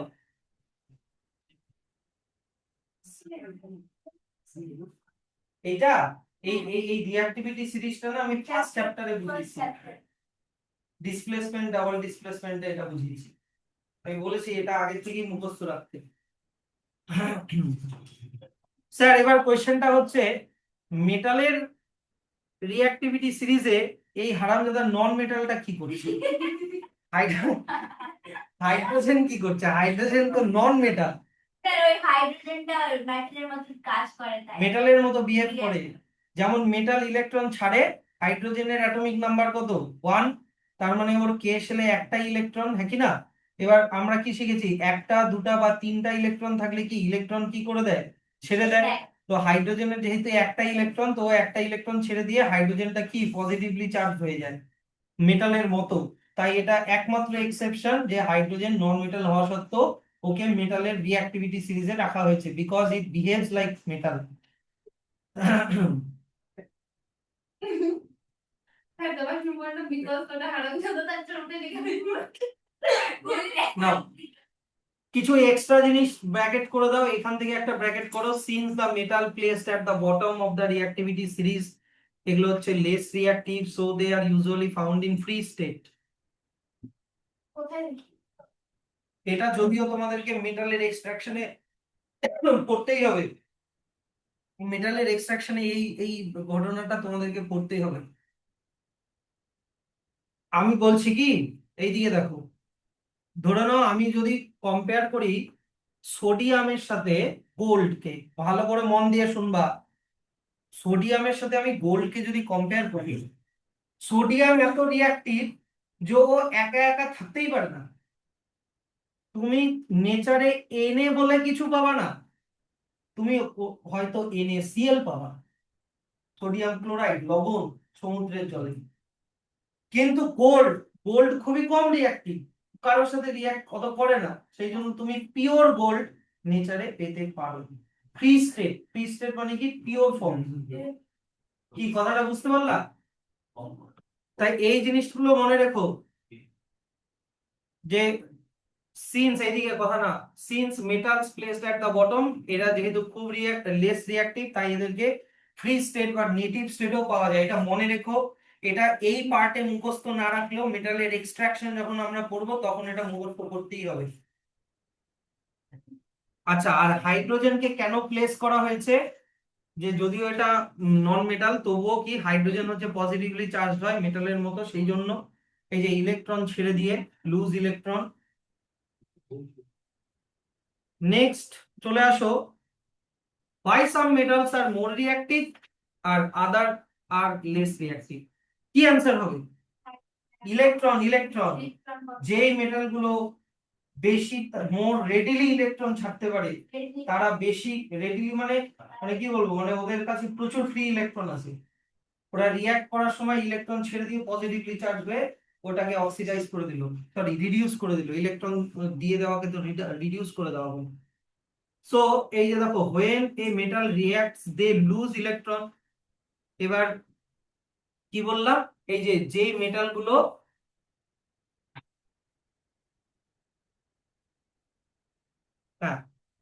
Loose electron easily to form positive ion, এদেরকে আমি বলবো রিঅ্যাক্টিভ মেটাল। আর যেই মেটাল গুলো লুজেস ইলেকট্রন লেস রেডিলি, মানে ধীরে ধীরে ইলেকট্রন ছাড়ে, তাদেরকে আমি বলবো লেস রিঅ্যাক্টিভ মেটাল। এক্সাম্পল পড়ে নিবা, এখানে সোডিয়াম আর কার দেওয়া আছে, সোডিয়াম আর হচ্ছে আয়রনের কম্পেয়ার করা আছে। আচ্ছা, আর যদি এই সেম কোশ্চেন দুটো মেটাল না দিয়ে একটা মেটাল আর হাইড্রোজেন দিয়ে যদি বলে যে why some metals which are more reactive than hydrogen, তার মানে ওরা হাইড্রোজেনের থেকে তাড়াতাড়ি ইলেকট্রন ছাড়তে পারবে। এই যে এই যে লুজ ইলেকট্রন মোর রেডিলি দ্যান হাইড্রোজেন। যেমন হাইড্রোজেনের ওপরে কি কি আছে দেখে নিবা, এটা মুখস্থ করার দরকার নেই, potassium, sodium, calcium, magnesium, aluminium, zinc, iron, tin, lead, এগুলো হাইড্রোজেনের উপরে আছে। তাহলে এগুলো হচ্ছে বেশি তাড়াতাড়ি ইলেকট্রন ছাড়বে হাইড্রোজেনের থেকে। আর metal which are less reactive than hydrogen, তার মানে ওরা হাইড্রোজেনের থেকে ধীরে ধীরে ইলেকট্রন ছাড়ে। হাইড্রোজেন যতটা তাড়াতাড়ি ইলেকট্রন না ছাড়বে, দেখো এখানে লেখা আছে lose electron less readily than hydrogen. যেই লাইনগুলো আমার কি ওয়ার্ডস কি লাইন সেগুলোই আমি আন্ডারলাইন করে দিচ্ছি। যেমন হাইড্রোজেনের নিচে কি কি আছে, কপার, মার্কিউরি, সিলভার, গোল্ড, এগুলো। আর লাস্টের কনক্লুশনটা জাস্ট এমনি রিডিং করে রেখো, এখান থেকে এত অবধি। ঠিক, এবার চলে আসো reaction of metal with salt solution. Reaction of metal with salt solution. আমি কিন্তু এটা বেশি সাজাবো না, কারণ এগুলো সবগুলো ফার্স্ট চ্যাপ্টারে হয়ে গেছে। কোন পার্টটাতে? Displacement reaction. কোন পার্টে বললাম? Displacement reaction. এই যে দেখো, দেখতে হবে না, ফার্স্ট চ্যাপ্টার খোলার দরকার নেই। এখানে দেখো, ধরে নাও তুমি একটা সল্ট নিলা আর একটা মেটাল নিলা। এই সল্টটাকে আমি দুই ভাগে ভাগ করলাম। প্রথম পার্টটা কপার। কপার কি একটা বলো তো? মেটাল। আর আমরা জানি সবাই সল্টের একটা প্রথম পার্টটা মেটাল হয়, পরের পার্টটা নন মেটাল হয়। প্রথম পার্টটা আসে বেস থেকে, পরের পার্টটা আসে কি অ্যাসিড থেকে। এটা অ্যাসিড বেস চ্যাপ্টারে পড়েছিলাম। সেই জন্য সল্টের নাম কিভাবে করা হয়, সল্টের প্রথমে রাখা হয় বেসিক পার্টটা, যে মানে মেটালটা, পরে রাখা হয় অ্যাসিডের পার্টটা। এটা নিয়ে আমি একটু পরে যাচ্ছি, দাঁড়াও। না, এবার একটা মেটাল নিলাম, ঠিক। এবার তোমাকে রিঅ্যাক্টিভিটি সিরিজ দেখতে হবে। এখানে এই মেটালটা আর এই মেটালটার মধ্যে কে বেশি রিঅ্যাক্টিভ? কপার আর জিঙ্কের মধ্যে কে বেশি রিঅ্যাক্টিভ? জিঙ্ক। তাহলে জিঙ্ক কপারকে সরিয়ে দেবে, তাহলে SO4 এর সাথে জিঙ্ক লেগে গেল। এই যে SO4 এর সাথে জিঙ্ক লেগে গেল, ডিসপ্লেসমেন্ট রিঅ্যাকশন, মনে আছে তো? আর কপারকে তুমি একা একা করে দিলা, যদি ব্যালেন্সিং করার দরকার পড়ে করে দিবা। এই এই কম্পাউন্ডটা বানানোর সময় কিন্তু ভ্যালেন্সি ট্যালেন্সি ঠিকঠাক মাথায় রেখো। জিঙ্কের ভ্যালেন্সি কত? 2, SO4 এরও ভ্যালেন্সি কত? 2। তাহলে 2 2 কাটাকাটি হয়ে গেল, ZnSO4। কি বুঝতে পারলা? আচ্ছা, এবার আমাকে বলো, যেটা যাবো, এই কপার সালফেট কোন অ্যাসিড আর কোন বেস? এই কপার সালফেট যে বানাবো, এটা যদি এর এর পার্ট না, এটা অ্যাসিড বেসের থেকে জিজ্ঞাসা করছি। আচ্ছা, SO4 বানালাম। SO4 হচ্ছে নন মেটাল, তার মানে ওটা অ্যাসিড থেকে এসেছে, সামনে হাইড্রোজেন লাগিয়ে দিলেই হয়ে গেল অ্যাসিড, H2SO4। এবার কপার যেটা বেস থেকে এসেছে, কপার দিয়ে একটা Cu লাস্টে OH, কারণ বেসের মধ্যে হাইড্রোজেন থাকে, OH গ্রুপ থাকে। তাহলে এইটা দিয়ে করলেই তোমার পেয়ে যাবা CuSO4 প্লাস কি বলতো, সল্ট প্লাস ওয়াটার। এগুলো কোশ্চেন কিন্তু আমি মাঝে মাঝেই ধরবো, কিন্তু আগের চ্যাপ্টার গুলো থেকে। এনিওয়ে, সো এবার যদি তোমাকে জিজ্ঞাসা করে, আর যদিও ওটা আমি প্রথম চ্যাপ্টারে আলোচনা করেছি,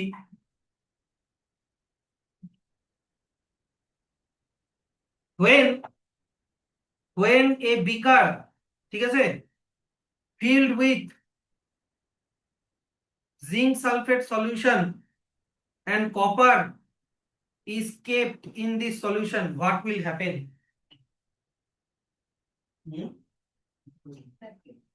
বলো, তুমি বলো, এক্সপ্লেন করো।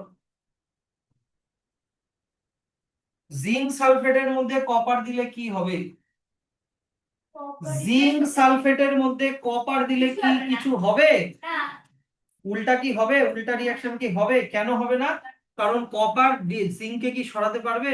Copper is less reactive than zinc, so nothing will happen. পারবা তো? এই কোশ্চেন গুলো দিলে পারবা তো? ট্রাই করতে হবে। তোমাদের বুকস কোথায়? হ্যাঁ, কেন দুজনেই বাইরে নিয়ে চলে আসছো? একটা বই ছাড়া পড়া হয়?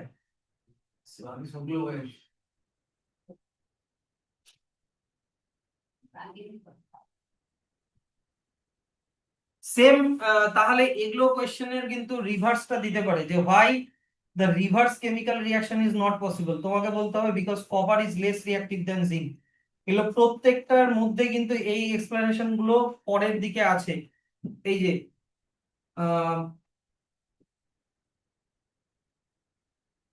এটা তো এখান থেকে এত অব্দি হয়ে গেল। এগুলা কি, এগুলা রিডিং পড়ার কি দরকার আছে বলো তো? এগুলো তো মানে এমনি মানে রিডিং খালি পড়ে রাখতে হবে, এগুলো কিন্তু কেমিক্যাল রিয়াকশনটাই মাথায় রাখতে হবে।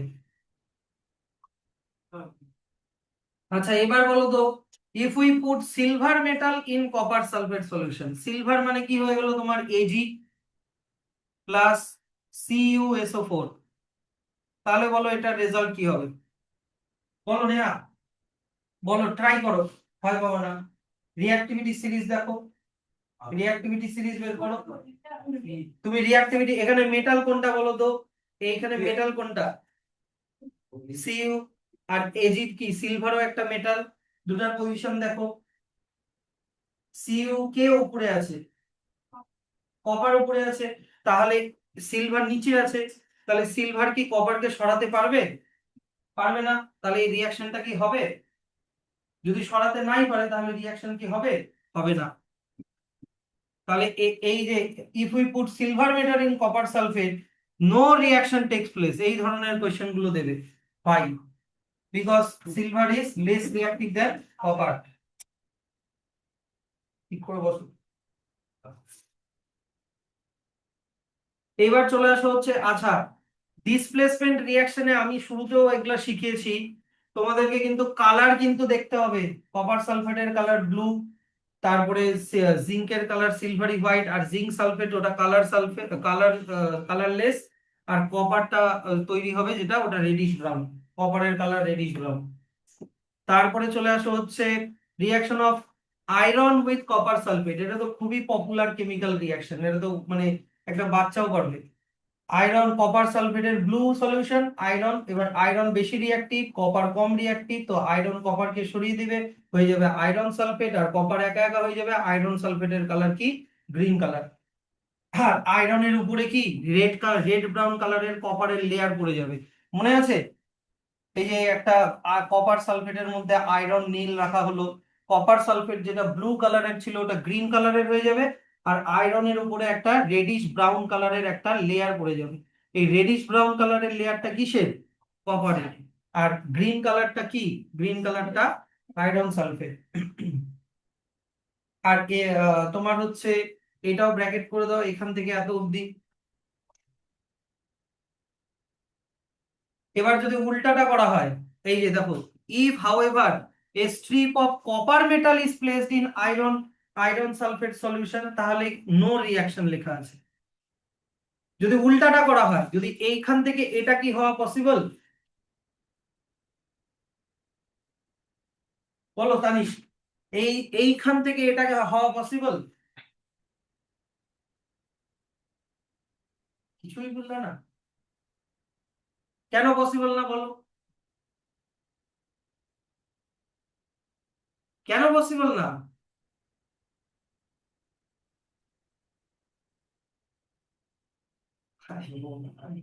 এখানে মেটাল কি? কপার, হ্যাঁ কি না? আর আরেকটা এখানে মেটাল কি বলো তো, দেখি, বলো। এফি মানে কি? এফি মানে কি? আয়রন। তাহলে কপার বেশি রিঅ্যাক্টিভ না আয়রন বেশি রিঅ্যাক্টিভ? দেখো এখানে অ্যারো গুলো লিখেছি, কে আপওয়ার্ড অ্যারো মানে কে? আয়রন বেশি রিঅ্যাক্টিভ, আর ডাউনওয়ার্ড অ্যারো মানে কি? কপার লেস রিঅ্যাক্টিভ, তাই তো? তাহলে লেস রিঅ্যাক্টিভ মেটাল কি হাই রিঅ্যাক্টিভ মেটালকে একে সরাতে পারবে? পারবে? পারবে না, তাহলে এই উল্টা দিকে কি রিঅ্যাকশনটা হবে? হবে না। কি ইনভলভ থাকতে হবে তো না? এটাই কিন্তু এখানে এক্সপ্লেন করা আছে, এই যে এই ব্র্যাকেটটাতে এটা এক্সপ্লেন করা আছে। তাহলে এই যে এই ধরনের ছবি দিয়ে যদি কোয়েশ্চেন দেয়, এই যে দেখো তোমার copper wire coil has been placed in silver nitrate, মানে প্রথমটা হচ্ছে যেখানে কোনো চেঞ্জ হচ্ছে না, দেখো প্রথমটা। না, এটা তো অন্য, এটা অন্য, এটা অন্য, সরি। এটা হচ্ছে, এই ছবিটা হচ্ছে পরেরটা, বুঝলা? Copper with silver, silver nitrate. Result ভালো করতে হবে তো নাকি, নাহলে what is the point of studying? Involve যদি না থাকো তাহলে বাড়িতে গিয়ে ঘুমাবো আর কি।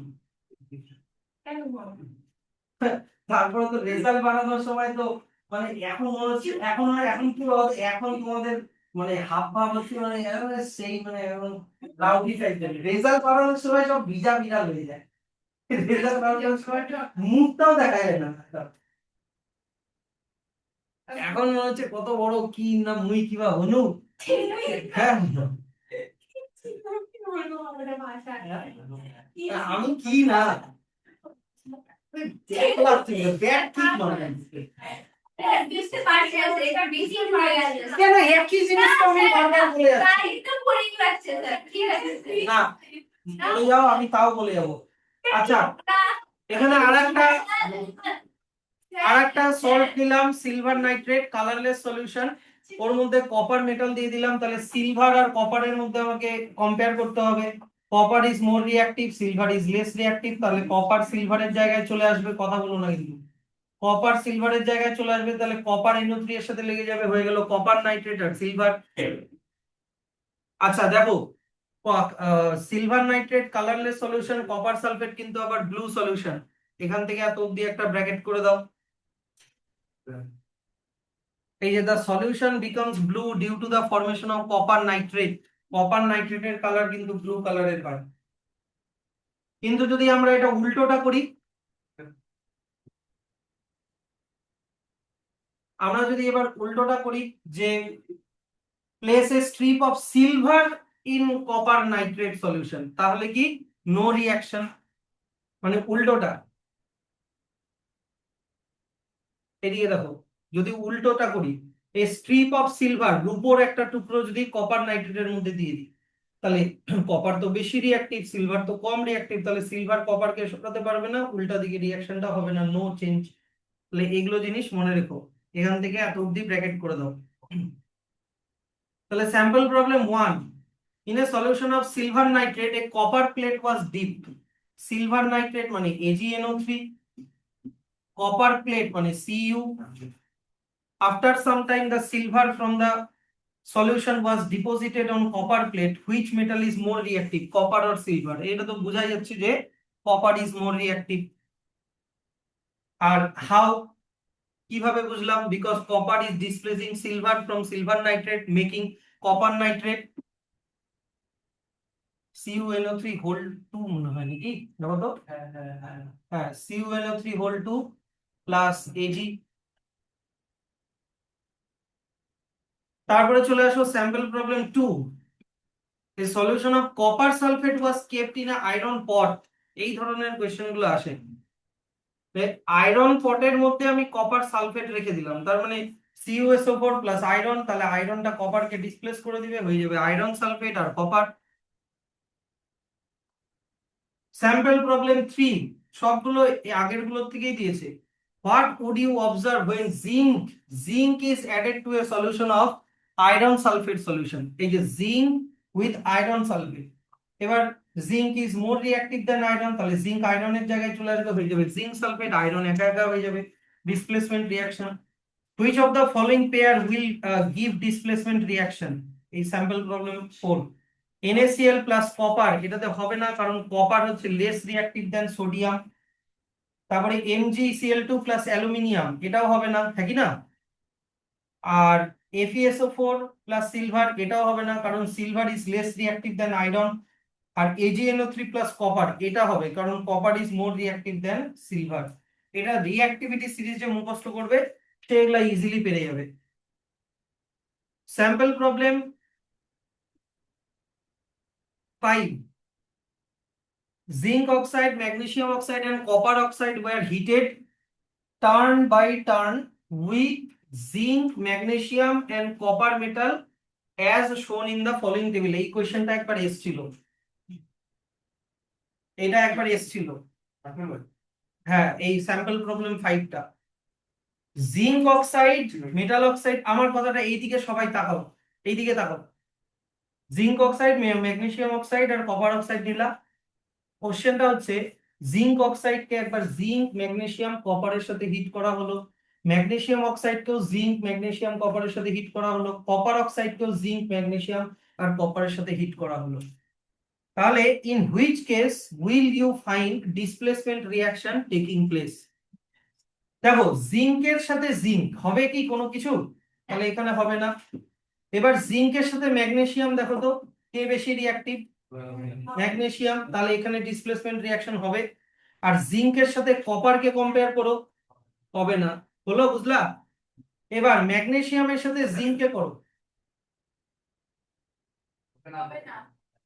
ঠিক করে দেখে বলো কে উপরে আছে। ম্যাগনেসিয়াম। ম্যাগনেসিয়াম উপরে আছে, জিঙ্ক নিচে আছে, তাহলে হবে না। আচ্ছা, কেন রিঅ্যাক্টিভিটি সিরিজটা দেখলে না? এত ইজি কোশ্চেন আসবে? এটা আমি বুঝাই দিলাম জন্য ইজি, পরীক্ষায় তো হাইটের মধ্যে প্যান্ট লাল করে দিলাম, কোশ্চেনটাই বুঝতে পারবে না। আরে কোশ্চেনটাই বুঝতে পারবে না কি বলছে। এই যে টার্ন বাই টার্ন হেন তেন, এই কোশ্চেনটা ওর মাথায় টার্ন হয়ে যাবে। এত ঘুরাই দিবে স্যার। স্যার তোমাকে ফোন করে বলে দিতাম। আচ্ছা, দাঁড়াও দাঁড়াও, কমপ্লিট করতে দাও, কমপ্লিট করতে দাও, সাইলেন্স। এবার ম্যাগনেসিয়ামের সাথে ম্যাগনেসিয়ামের কি কিছু হবে? এখানে কোনো রিঅ্যাকশনই হবে না। এবার ম্যাগনেসিয়ামের সাথে কপার দেখো, হবে না, তাহলে এখানে কোনোটাতেই হচ্ছে না, কারণ এখানে সবার মধ্যে ম্যাগনেসিয়ামই বেশি রিঅ্যাক্টিভ। এবার কপারের থেকে জিঙ্ক বেশি রিঅ্যাক্টিভ কিনা? হবে। কপারের থেকে ম্যাগনেসিয়ামও বেশি রিঅ্যাক্টিভ, তাহলে হবে। কিন্তু কপার আর কপার সেম সেম, তাই এটাতে হবে না। এরকম ভাবে এগুলোকে সলভ করতে হবে। এই দেখো এখানে দেওয়া আছে।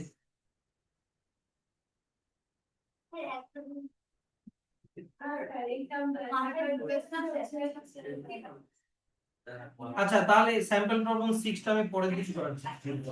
এবার চলে আসো reaction of metal with chlorine. Reaction of metal with chlorine.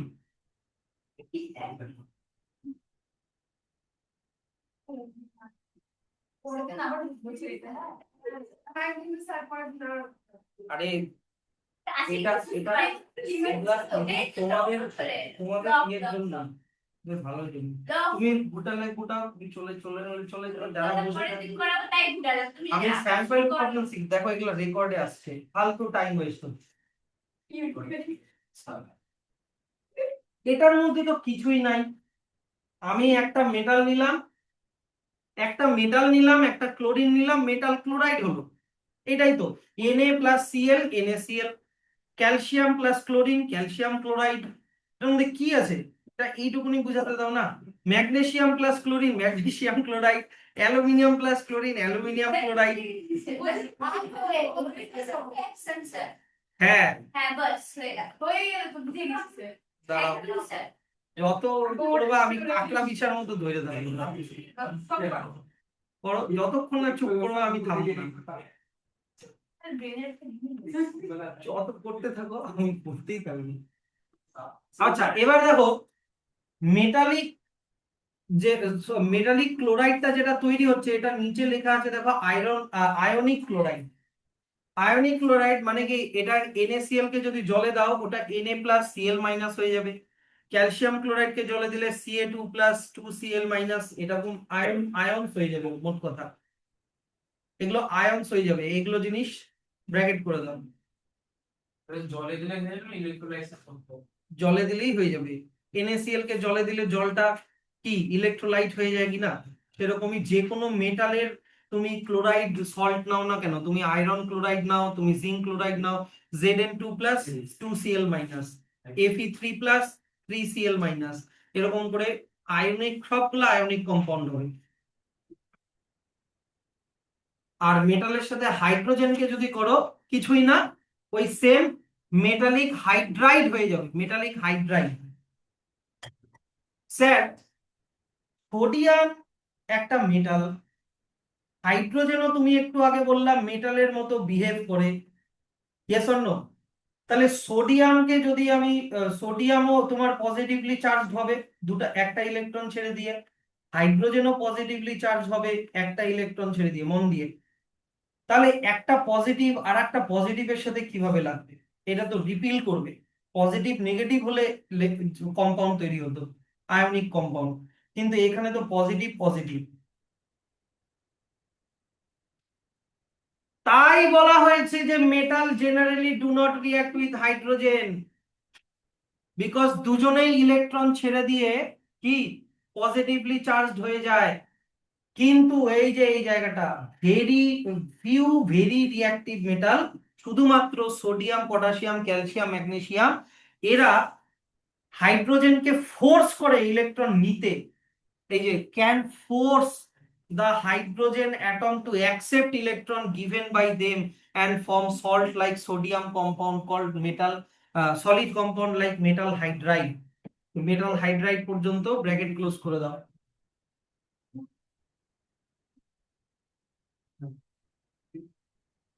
Ionic কেন বললো স্যার?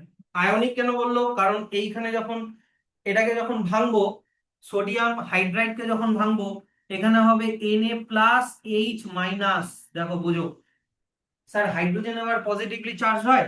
হাইড্রোজেনের মধ্যে একটা প্রোটন, একটা নিউট্রন আর একটাই শেলের মধ্যে একটা ইলেকট্রন থাকে কিনা। কিন্তু এই সোডিয়াম কি করেছে, এই হাইড্রোজেনকে ফোর্সফুলি ইলেকট্রনটা দিয়েছে, হ্যাঁ কি না? একটা ইলেকট্রন, এ তো ইলেকট্রনটা ছাড়বেই না, এই ইলেকট্রনটা তো থাকবেই, উল্টা আরো একটা ইলেকট্রন দিয়ে দিল। তাহলে হাইড্রোজেনের মধ্যে কটা ইলেকট্রন হয়ে গেল? দুটা ইলেকট্রন হয়ে গেল।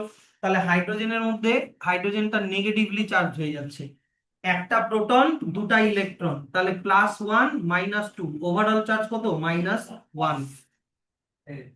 এটা হ্যাঁ কি বলো? হাইড্রোজেন কেমন করে আয়োনিক? হাইড্রোজেন কেমন করে আলাদা ইলেকট্রন ইলেকট্রন